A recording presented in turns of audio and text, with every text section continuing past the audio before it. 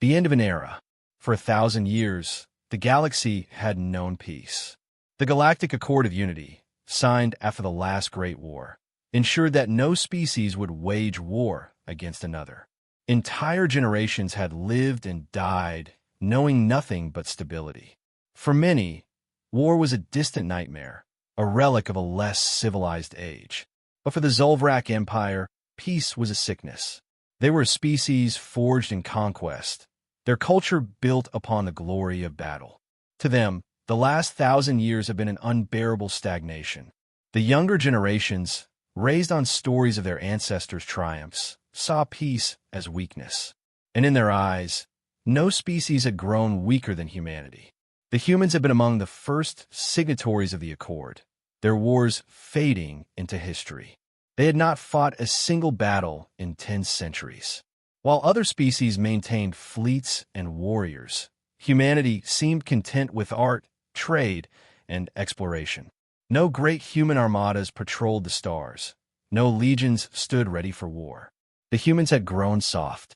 And so, the Zolvrak High Council reached a decision. The time for peace was over. The great warlord Karathos himself would lead the charge.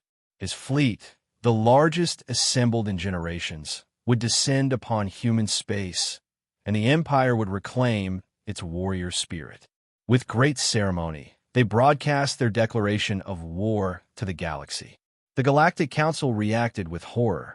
Panic spread among the peaceful species. The memory of Zolvrak wars had faded over the centuries, but their reputation as brutal conquerors remained.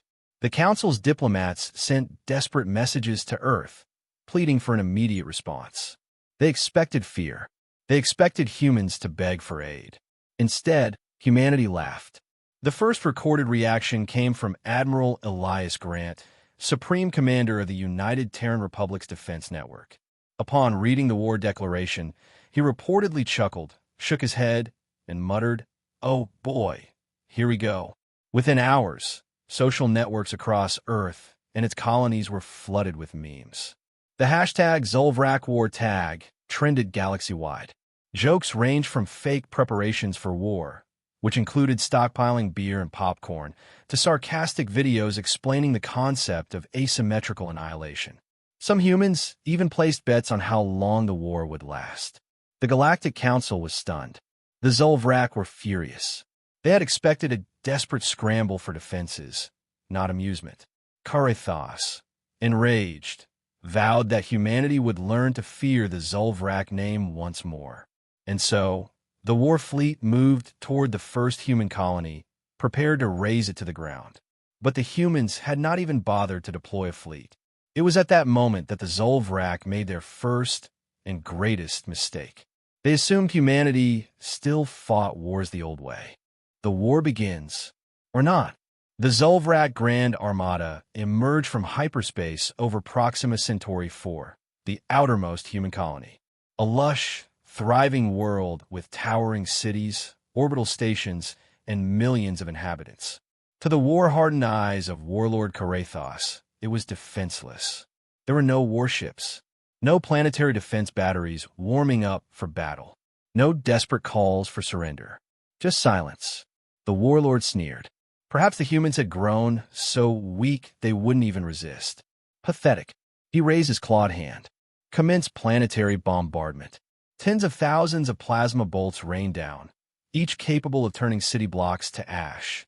The Zolvrak warriors roared in triumph, eager to see fire and destruction.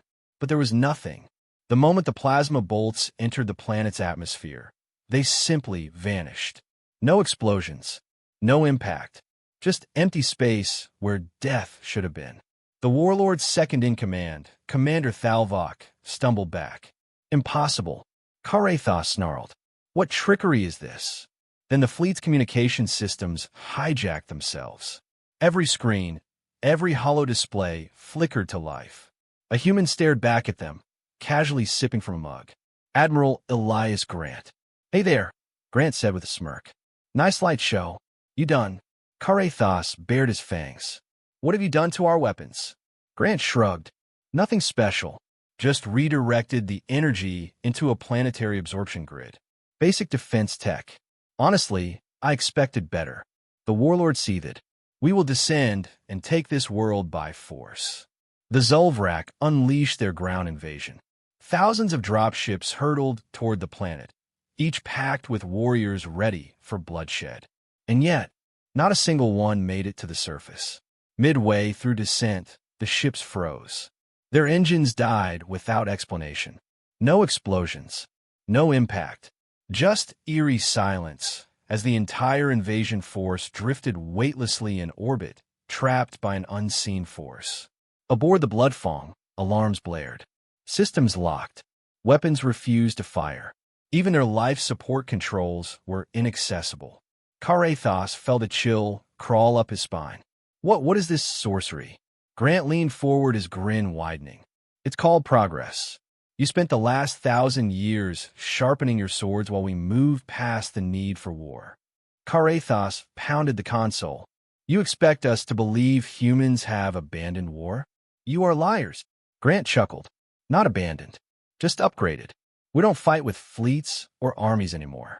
We fight with ideas, automation, and systems so advanced you don't even realize you've already lost. Karathos' breath came ragged. His entire invasion had been defeated without a single human firing a shot. The warlord realized the truth too late. This wasn't a war. It was a demonstration, and humanity was laughing. The true strength of humanity. Karathos stood frozen on the bridge of his warship, the Bloodfang, his claws gripping the console.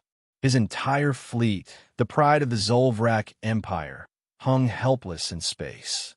His warriors were trapped mid-descent, their ships frozen in a slow, humiliating drift. This was supposed to be a glorious war. Instead, the humans hadn't even bothered to fight back. A chuckle echoed through the fleet's comms. Admiral Elias Grant appeared once more, sipping his ever-present coffee. His relaxed posture made the humiliation so much worse. All right, Grant said, I think we've all had our fun. But let's be real, you never stood a chance. Karathos growled. We are warriors. We do not surrender. Grant sighed and leaned closer to the screen. You still don't get it, do you? This isn't a war. This is a mismatch. The holodisplay shifted, showing a galactic map. Red dots, representing the Zulvrak fleet, hovered near Proxima Centauri 4. And then, suddenly, thousands of blue markers appeared across the map, surrounding every Zulvrak world, station, and stronghold. Karathos felt his stomach drop. Grant smiled. While you were busy with this little invasion, our long-range fleet projection AI calculated every move you'd make and positioned our forces accordingly. We've already shut down your military networks, supply chains, and hyperlane access. Karathos trembled with fury. Lies. Grant tapped a button. Instantly, every screen on the bridge flickered, showing Zulvrak homeworlds in chaos. Power grids were down. Military factories sat inoperative. Entire war fleets were stranded, their engines locked by human cyber warfare. And worst of all, the humans had done it all remotely. Karathos felt the weight of inevitability. The Zulvrak had spent centuries preparing for brute force warfare. Bigger ships, stronger warriors, deadlier weapons. The humans had spent the same centuries eliminating the very concept of war. You would dare cripple an empire without even facing us in battle? Karathos spat. Grant's smile faded. Oh, we could destroy you. We could glass your planets in minutes. We could erase your species with a single thought from an AI. He leaned forward, his voice turning cold. But we choose not to. Silence filled the bridge. The Zulvrak officers, once proud, battle-hardened warriors, looked at each other, fear creeping into their expressions. Grant sighed, rubbing his temple. Look, we don't hate you. We get it. War was once all you knew. But times changed and you didn't. So let's make this easy. Surrender, sign a new non-aggression treaty, and maybe we'll help you catch up to the modern era. Karathos clenched his fists. His species had been defeated, not with weapons, but with knowledge. And worst of all, the humans had won without ever taking them seriously. War? What war? Karathos stood motionless on the bridge of his crippled warship, staring at the screens. His once mighty Grand Armada, the pride of the Zolvrak Empire, hung lifeless in space. His warriors, the strongest the Empire had ever known, were stranded in their drop ships, completely helpless. And the humans had barely lifted a finger. Admiral Elias Grant was still on the fleet-wide broadcast, now casually scrolling through a datapad. After a moment, he looked up and sighed. "So," he said, "what's it going to be? Surrender and go home, or keep pretending this is a war?" Karathos growled, but the fire in his voice was gone. He knew the truth now. They had never stood a chance. For 1,000 years, humanity had been at peace, not out of weakness, but because no one dared challenge them. While other empires had perfected war, humanity had made war obsolete. Their AI-controlled fleets, planetary defense grids, and cyber warfare capabilities had ensured that any conflict could be ended before it even started. Karathos clenched his fists. The Zolvrak were warriors. To surrender was to embrace dishonor. But what choice did they have? His second-in-command, Commander Thalvok, turned to him. His voice was shaken but resolute. "Warlord, we cannot fight an enemy that has already beaten us." Karathos closed his eyes. His ancestors would curse him for this, but his people, his entire species, depended on what he did next. With great reluctance, he growled, "We yield." Grant smiled. "See, that wasn't so hard." A single command from human-controlled systems freed the Zolvrak fleet.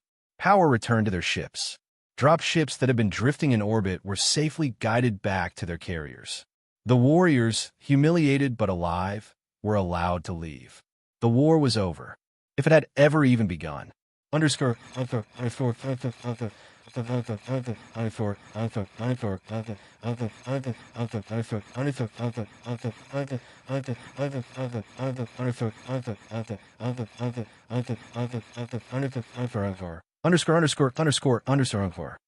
week later, the Galactic Council convened an emergency session, debating how to proceed. The declaration of war had nearly shattered the 1,000-year peace, but the humans had resolved it in mere hours, without a single casualty. Finally, after much deliberation, the Council passed the Human Peace Doctrine, an official ruling that war would never again be tolerated in the galaxy. Humanity, after all, had proven beyond a doubt that any war would be a joke to them. Karathos sat in his quarters aboard his warship, watching a human broadcast.